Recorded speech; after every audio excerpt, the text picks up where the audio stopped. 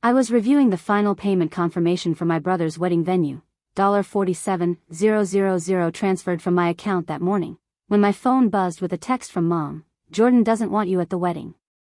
He says you'll make it about yourself. Dad and I agree it's best if you don't come. We'll return your gift. Not the $47,000 I just wired for the venue they couldn't afford. Not the $12,000 for the photographer. Not the $8,000 for catering upgrades. Just your gift. The wrapped blender sitting in my closet worth $89. I stared at that text for 5 full minutes, my coffee going cold in my hand, trying to process the audacity. They didn't know I'd paid for the venue. Or the photographer. Or the catering upgrades. Or the rehearsal dinner location. Or the honeymoon flight upgrades.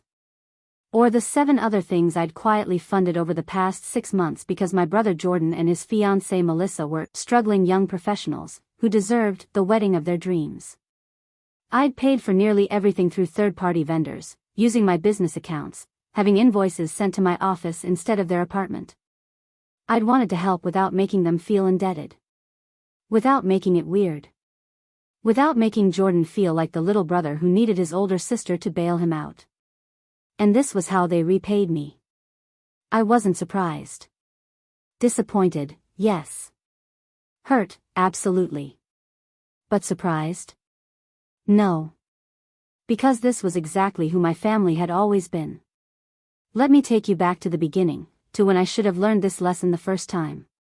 Growing up in Oak Ridge Heights, a suburb outside of Minneapolis, I was always the responsible one. The dependable daughter. The golden child who made good choices, got good grades, and made Mom and Dad look good at parent-teacher conferences. Jordan, 5 years younger, was the baby. The boy. The one who got away with everything because boys will be boys, and he's still figuring things out, and why do you have to be so hard on your brother? I was 11 when I started babysitting Jordan. Not because Mom asked, but because it was expected. I was home, he needed watching, so I watched him. No payment. No thank you. Just obligation. I was 15 when Jordan crashed Mom's car joyriding with his friends. Dad grounded him for a week. When I'd borrowed the car 2 years earlier and gotten a flat tire, Dad made me pay for the replacement tire and the tow truck. The flat wasn't even my fault, there was construction debris on the road. I was 17 when I got accepted to Harrington University with a partial scholarship. Mom's first words, "That's wonderful, honey. How are you going to pay for the rest?" When Jordan got accepted to state 3 years later with no scholarship, Dad said, "Don't worry, son. We'll figure it out together." They did figure it out. By taking out Parent Plus loans, rating their retirement slightly, and asking me to chip in, since I was working by then. I gave them $8,000 my first year out of college. Jordan never knew. Never thanked me. Never had to sacrifice anything while I ate ramen and worked overtime. I became a commercial real estate developer. Started my own firm, North Point Development, at 27. By 32, I was pulling in 7 figures annually. I'd built a reputation, a client base, and a life I was proud of. Jordan became a marketing coordinator making $52,000 a year. He was 27 now, getting married to Melissa, a graphic designer making about the same. They were fine. Making ends meet. Living in a decent apartment in Riverside District. Nothing fancy, but nothing to be ashamed of either. But when Jordan proposed to Melissa 8 months ago, suddenly, fine wasn't good enough. Suddenly they needed the perfect wedding. The venue with the lake view. The photographer who'd shot a celebrity wedding last year. The designer dress. The premium bar package. And when they realized their combined $104,000 annual income couldn't cover their $65,000 dream wedding, they went to Mom and Dad. Who'd gone to me. "Andrea, honey, you know your father and I want to help with the wedding, but we're stretched thin with the medical bills from Dad's knee surgery," Mom had said over coffee 6 months ago. Jordan and Melissa have their hearts set on Willowbrook Estate, but the venue alone is $47,000. Is there any way you could help? We'd pay you back, of course. Of course they would. Just like they'd paid me back the $8,000 for Jordan's college. Just like they'd paid me back the $3,000 I'd loaned them for home repairs 3 years ago. Just like they'd paid me back every other temporary loan I'd given them over the past decade. Which is to say, they'd never paid me back a single cent. But I'd said yes anyway. Because that's what I did. That's who I was in this family. The ATM with a heartbeat. I'll take care of the venue, I'd said. As my gift to Jordan. But don't tell him it's from me. Let him think you and Dad covered it. Oh, Andrea, you're such a blessing. Are you sure? I'm sure. I want Jordan to have the wedding he wants. That had been the first payment. Then came the photographer. The one they wanted books up fast, and they needed to put down a deposit. Then the catering upgrades. They originally were going to do buffet style, but plated service is so much more elegant. Then the rehearsal dinner venue. The restaurant they wanted has a minimum spend. Each time, Mom or Dad would call with another small favor.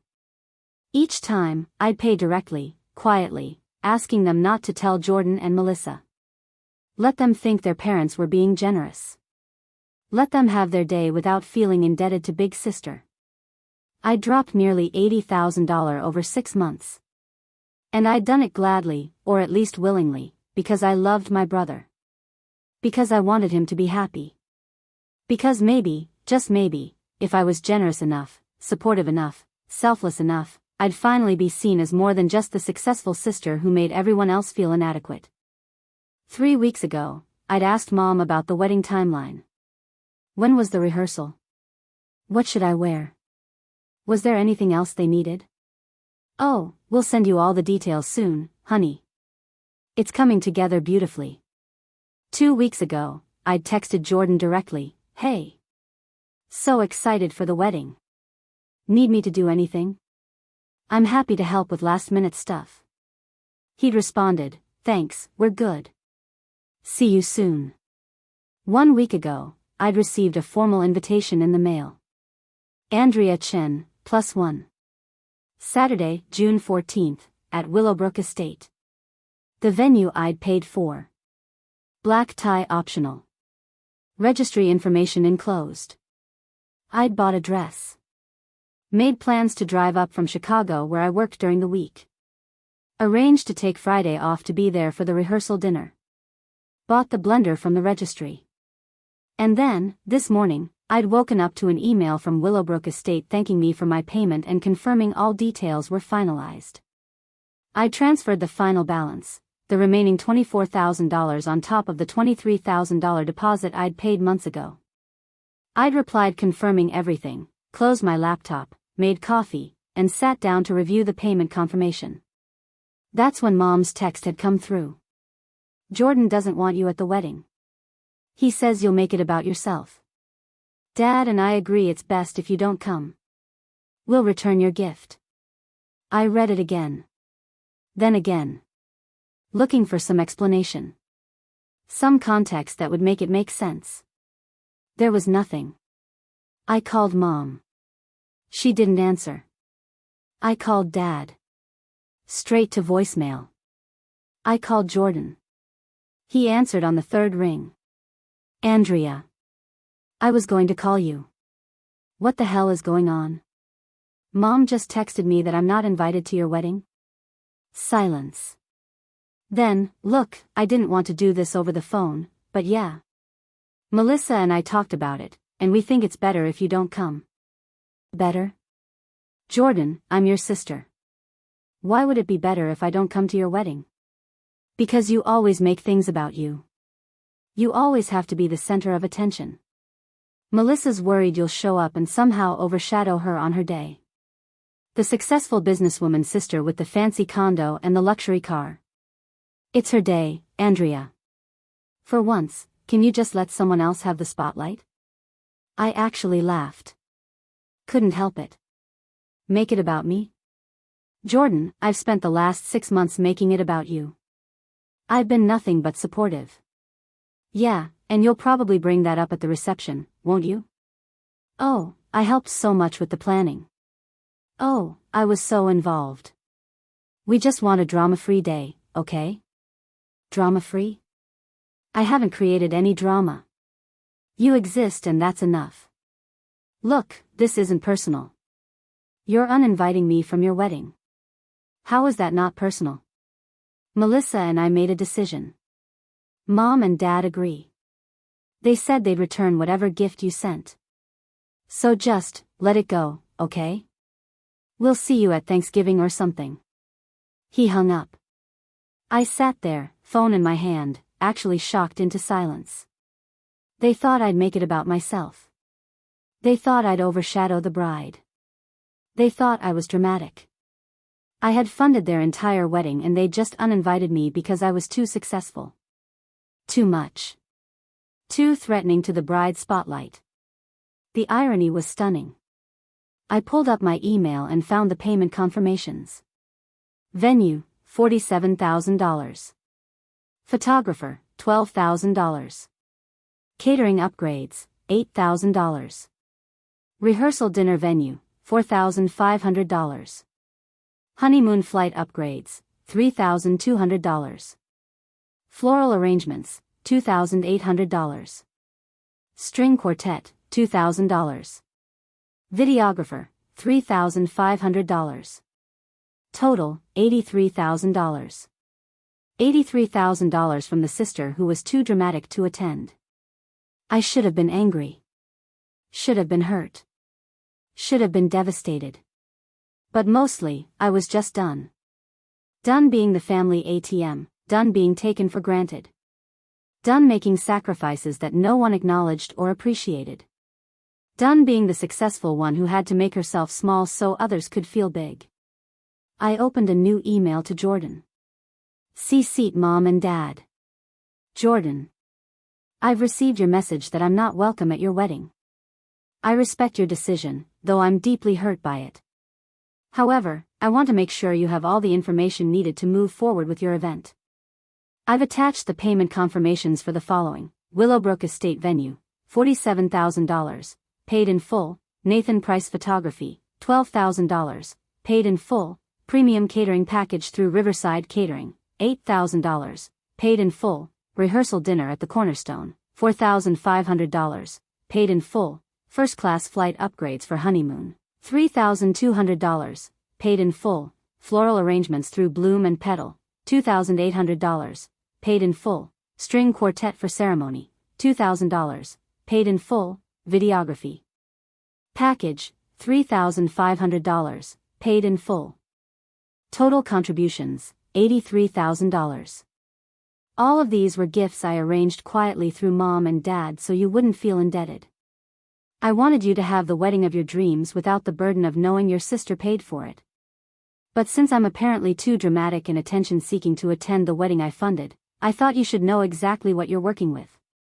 I will not be requesting any of this money back. Consider it my wedding gift, along with the blender. However, I will be making some changes to other financial arrangements between us. Details to follow. Congratulations on your marriage. I genuinely hope it's everything you dreamed of. Andrea. I hit send before I could second-guess myself. Then I opened my contacts and started making calls. First call, my attorney, David Zhang. David, I need to discuss some family financial matters. Specifically, I need to know the legal process for calling in loans and removing myself from co-signed obligations. What kind of obligations are we talking about? I co-signed my parents' car lease 4 years ago. I'm the primary account holder on a credit card they use. I've been making monthly deposits into an account they draw from for expenses. I'm listed as guarantor on their home equity line of credit. And you want to remove yourself from all of these? Immediately. That's going to have consequences for them, Andrea. Are you prepared for that? I thought about the text message. About Jordan's voice when he told me I made things about myself. About the $83,000 in wedding expenses they'd accepted while planning to exclude me. I'm prepared. Second call, Willowbrook Estate. Hi, this is Andrea Chen. I'm the payer on the Whitmore Brennan wedding scheduled for June 14th. I need to inquire about your cancellation and refund policy. Oh, Ms. Chen. We're so excited for the event. Is everything all right? I've recently learned that I'm not invited to the wedding I paid for. I'm exploring my options. Long pause. I see. Well, per our contract, cancellations made less than 30 days before the event result in forfeiture of all deposits and payments. You'd lose the entire $47,000. What if I, as the payer, simply revoked permission for the event to occur at the venue? That would be unusual. The contract is technically in your name, but the event details list the bride and groom as the hosts. This might require legal intervention to sort out who has rights to the venue access. Understood. I'll be in touch. I didn't plan to cancel the venue. That would be cruel, and despite everything, I wasn't cruel. But I wanted to know my options. Wanted them to know I had options. Third call, Nathan Price Photography. Similar conversation. Similar discoveries. I was the payer of record. I had certain rights. Not enough to cancel without consequences, but enough to make things complicated if I wanted to. By the time I'd finished making calls, I had a complete picture of the leverage I held. I held all of it. And I was going to use it not to destroy their wedding, I wasn't that petty, but to make sure they understood exactly what they'd done. Who they'd dismissed. What they'd taken for granted. My phone started ringing. Jordan. I declined. Mom. Declined. Dad. Declined. Jordan again. Declined. Finally, a text from Jordan, "What the fuck, Andrea?" Followed by, "You paid for all of that and didn't tell me?" And, "This is exactly what I'm talking about. You're making this about you. You're trying to control everything." And finally, "We don't want your charity. We don't need you. Keep your money and stay away from my wedding." I read the texts and felt nothing but cold clarity. They didn't want my charity? Perfect. They were about to get exactly what they asked for. My name is Andrea Chen. I'm 32 years old. I built a successful commercial real estate development company from the ground up. I'm worth $4.2 million. And I just spent $83,000 on a wedding I'm not invited to. But this story isn't about the money. It's about the moment I finally realized that generosity to people who don't value you isn't kindness. It's self-destruction. And I was done destroying myself for a family that saw me as nothing more than a bank account with a bitter attitude. The wedding was in 3 weeks. Within an hour of sending that email, my phone exploded. 17 calls from Mom. 9 from Dad. 23 texts from Jordan ranging from angry to panic to threatening. 4 voicemails from Melissa crying about how I was ruining everything. I answered none of them. I was busy. David, my attorney, had laid out a clear roadmap. I couldn't simply cancel the wedding vendors without breaching contracts and potentially facing lawsuits. But I could exercise my rights as the payer of record in ways that would make the next 3 weeks very uncomfortable for everyone involved. More importantly, I could address the other financial entanglements that had nothing to do with the wedding. I started with the car lease. 4 years ago, my parents wanted to upgrade from their aging sedan to a newer SUV. Their credit was mediocre after some financial struggles. The dealership required a co-signer with better credit and income verification. That co-signer was me. Over 4 years, I'd ended up making 7 monthly payments when they'd come to me with various emergencies. I'd paid nearly $3,000 of their car payments. They'd never paid me back. I called the dealership's finance manager. "Hi, this is Andrea Chen. I'm the co-signer on a 2020 Chevrolet Traverse leased to Robert and Patricia Chen. I need to understand my options for removing myself from this lease." The manager explained that I was legally obligated for the duration of the lease term. But if the primary lessees defaulted and I refused to cover payments, repossession would begin. What if they voluntarily surrendered the vehicle? That's an option. There would be fees, but it would be cleaner than repossession. I thanked her and hung up. I didn't want to destroy my parents' credit, but I wanted them to understand my support wasn't guaranteed. Next was the credit card. 3 years ago, Mom's card had been declined at a restaurant. She'd been embarrassed. She'd asked if I could add her as an authorized user on one of my credit cards, just temporarily, just for emergencies. I'd opened a new card with a $10,000 limit. The agreement was she'd pay me back monthly for whatever she charged. Over 3 years, she'd charged $27,000. She'd paid me back $4,000. The card currently had a $6,200 balance that I'd been covering. I called the credit card company. I need to remove an authorized user and request a new card number. May I have the name? Patricia Chen. Done. The old card would be deactivated immediately. Then came the home equity line of credit. 5 years ago, my parents wanted to renovate their kitchen.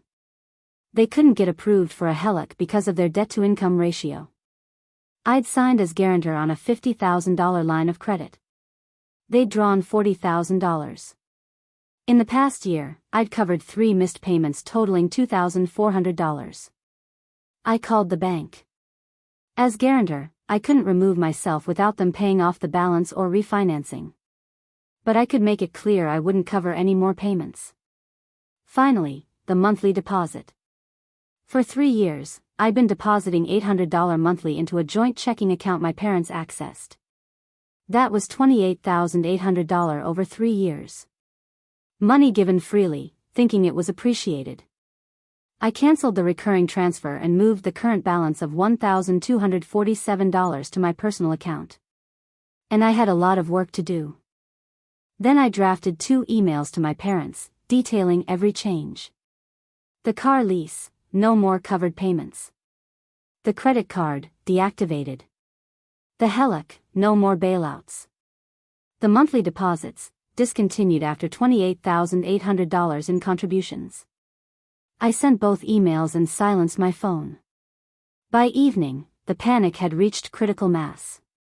My phone showed 53 new notifications. Finally, a call came from a number I didn't recognize. I answered. Andrea? It's Melissa. Melissa. Calling from a friend's phone? You blocked Jordan. You're not answering your parents. Someone had to get through to you. Her voice was tight with anger. What you're doing is cruel. Do you understand that? Cruel and manipulative. What exactly am I doing that's cruel? You're holding the wedding hostage. You're threatening to ruin everything because you're mad Jordan doesn't want you there. I haven't threatened to ruin anything. I sent an email explaining what I'd paid for. I made some changes to my financial arrangements with my parents. That's all. That's all? Andrea, you're going to destroy their credit. You're cutting them off right before the wedding. They're panicking. Then perhaps they should have considered that before uninviting me from an event I funded. You funded it without telling anyone. You can't hold that over our heads now. I'm not holding anything over anyone's head, Melissa. I'm simply establishing boundaries. I've been financially supporting my family for over a decade. That support is no longer sustainable. Because we uninvited you from a wedding? That's so petty. No, because you uninvited me after I paid for your wedding. There's a difference. One shows poor judgment. The other shows profound disrespect and entitlement. We didn't know you paid for it. Would it have changed your decision if you had known? Silence. That's what I thought, I said. Melissa, I genuinely hope you have a beautiful wedding. Every vendor is paid in full. You have nothing to worry about on that front. But my relationship with my family is no longer up for debate. Goodbye. I hung up. 20 minutes later, my doorbell rang. I checked the camera. Dad, looking older than I'd ever seen him. I opened the door but didn't invite him in. Andrea. Please. We need to talk. I don't think we do. Your mother is devastated. Jordan is beside himself. This has gotten completely out of hand. Gotten out of hand? Dad, I was uninvited from a wedding I paid $83,000 for. I think it was already out of hand. You should have told us you were paying for those things. Why?